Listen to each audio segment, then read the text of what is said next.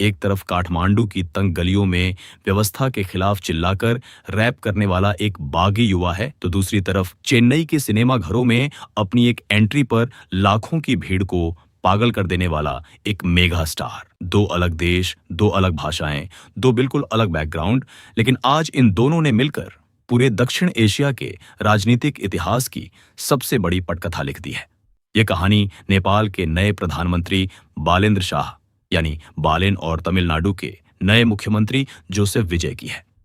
लेकिन क्यों इन दोनों चेहरों ने दिल्ली से लेकर दुनिया भर के बड़े बड़े सियासी विचारकों की नींद उड़ा दी है? क्यों आज के युवा इन दोनों के लिए अपनी जान तक देने को तैयार हैं?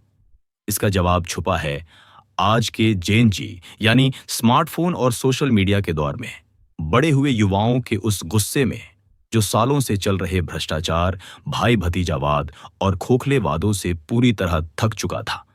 नेपाल में हुए ऐतिहासिक युवा आंदोलन ने पूरी दुनिया को हिलाकर रख दिया। ठीक यही तूफान भारत के दक्षिण में भी उठा।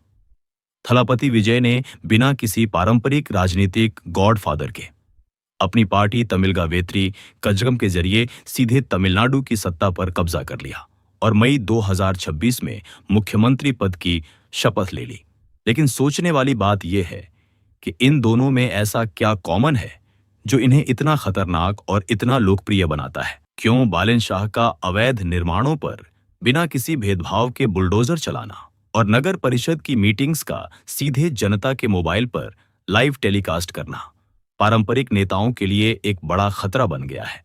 और क्यों मुख्यमंत्री बनते ही विजय का ड्रग्स और माफियाओं के खिलाफ सीधे मास एंट्री अंदाज में कड़े कानून बनाना युवाओं के दिल को छू गया? यही वो मोड़ है जहां दुनिया के सबसे बड़े लोकतंत्र के प्रधानमंत्री नरेंद्र मोदी इन दोनों लड़कों से सीखने की एक बहुत बड़ी चुनौती खड़ी हो गई है। क्यों अब केवल भारी भरकम रैलियां और नौकरशाही के भरोसे देश चलाना मुमकिन नहीं होगा? क्यों प्रधानमंत्री मोदी को भी अब शासन में वैसी ही 100% पारदर्शिता लानी होगी जैसी बालेन ने दिखाई है?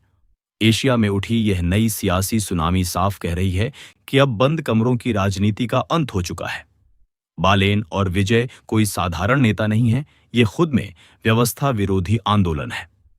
तो चलिए आज इस वीडियो में गहराई से समझते हैं कि बिना पैसे, बिना खानदान और बिना किसी गॉडफादर के इन दोनों महानायकों ने कैसे पूरे सिस्टम को अपने घुटनों पर ला दिया और आने वाले दिनों में यह लहर आपके शहर को कैसे बदलने वाली है। वीडियो के अंत तक टिके रहिए, क्योंकि आज राजनीति का वो चेहरा आपके सामने आने वाला है जो आपने पहले कभी नहीं देखा होगा। ये कहानी नेपाल के नवनियुक्त प्रधानमंत्री बालेंद्र शाह बालेन और तमिलनाडु के नए मुख्यमंत्री जोसेफ विजय थलापति विजय की है। ये कहानी किसी फिल्मी स्क्रिप्ट की तरह लग सकती है, लेकिन यह पूरी तरह से सच, ठोस और वर्तमान धरातल पर टिकी हुई हकीकत है। आखिर एशिया में अचानक आई इस नई सियासी लहर के पीछे का सच क्या है? इसका सबसे बड़ा कारण है पुरानी व्यवस्था, भाई भतीजावाद और भ्रष्टाचार से पूरी तरह थक चुकी जेन-जी यानी आज के युवाओं का गुस्सा। नेपाल में हाल ही में हुए अभूतपूर्व युवा आंदोलन ने, जिसमें कई युवाओं को अपनी जान गंवानी पड़ी, यह साबित कर दिया कि पुरानी पीढ़ी के खोखले वादे अब और नहीं चलेंगे। इसी युवा क्रांति और जेन-जी आंदोलन के प्रभाव ने पारंपरिक पार्टियों की नींव हिला दी और इसी साल मार्च 2026 के आम चुनावों में बालेन शाह को राष्ट्रीय स्वतंत्र पार्टी आरएसपी के साथ ऐतिहासिक बहुमत दिलाकर देश का सबसे युवा प्रधानमंत्री बना दिया। उन्होंने 4 बार के पूर्व प्रधानमंत्री केपी शर्मा ओली को उन्हीं के गढ़ में करारी शिकस्त दी। वहीं भारत के दक्षिण में सिनेमा के बेताज बादशाह कहे जाने वाले विजय ने 2024 में अपनी पार्टी तमिलगा वेत्री कजगम टीवी का गठन किया।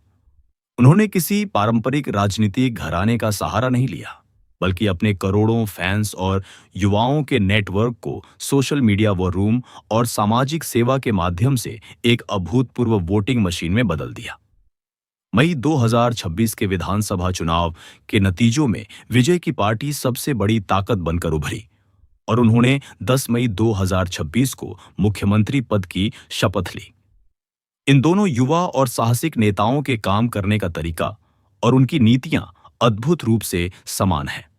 दोनों ने ही पारंपरिक मीडिया और पुरानी पार्टी लाइनों को दरकिनार कर सोशल मीडिया और डिजिटल तकनीक के जरिए सीधे जनता से रिश्ता जोड़ा है।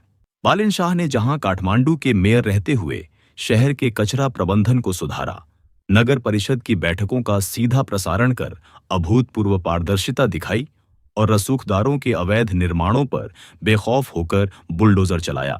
दूसरी तरफ तमिलनाडु के मुख्यमंत्री बनते ही विजय ने भी पारंपरिक राजनीति से हटकर सीधे मास एंट्री अंदाज में काम शुरू किया है। उन्होंने शपथ लेते ही महिलाओं की सुरक्षा के लिए सिंगापेन स्पेशल फोर्स, युवाओं को ड्रग्स के जाल से बचाने के लिए एंटी नार्कोटिक्स टास्क फोर्स और मुफ्त बिजली जैसी क्रांतिकारी घोषणाओं पर दस्तखत किए हैं। दोनों का वादा आने वाले दिनों में रोजगार आधारित कल्याण, पारदर्शिता और सीधे जनता के प्रति जवाबदेही का है। इस बदलते दौर में भारत के प्रधानमंत्री नरेंद्र मोदी इन दोनों युवा नेताओं से सीखने और अपने शासन तंत्र को सुधारने के लिए बहुत कुछ है।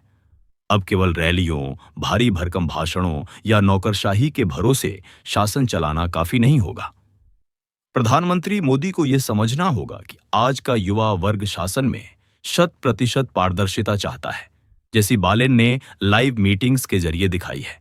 इसके अलावा देश में कानून का प्रवर्तन बिना किसी भेदभाव के होना चाहिए। बुलडोजर या कानूनी कार्रवाई केवल गरीबों या कमजोरों पर नहीं, बल्कि रसूखदार और अमीर डिफॉल्टर्स पर भी उतनी ही सख्ती से चलनी चाहिए, जैसा बालेन ने कर दिखाया है। साथ ही मुख्यमंत्री विजय की तरह सीधे युवाओं के जमीनी मुद्दों जैसे रोजगार आधारित वजीफे, नशा मुक्ति और पारदर्शी शिक्षा पर बिना किसी जटिल सरकारी औपचारिकता के तुरंत और कड़े फैसले लेने की जरूरत है। एशिया की यह नई सियासी सुनामी साफ संकेत दे रही है कि अब बंद कमरों की राजनीति का दौर खत्म हो चुका है। बालेन और विजय जैसे नेता किसी राजनीतिक संगठन की तयशुदा पैदाइश नहीं है, बल्कि वे खुद में एक व्यवस्था विरोधी आंदोलन है। आने वाले दिनों में यह लहर और मजबूत होने वाली है, क्योंकि इन दोनों ही नेताओं ने अपनी अपनी गद्दी संभालते ही यह साबित कर दिया है कि वे न तो झुकेंगे और न ही पुराने ढर्रे पर चलेंगे। ये कहानी आने वाले कल की उस राजनीति की नींव है, जहां नायक पर्दे या माइक से नहीं, बल्कि सीधे जनता के हक के फैसलों से तय होते हैं।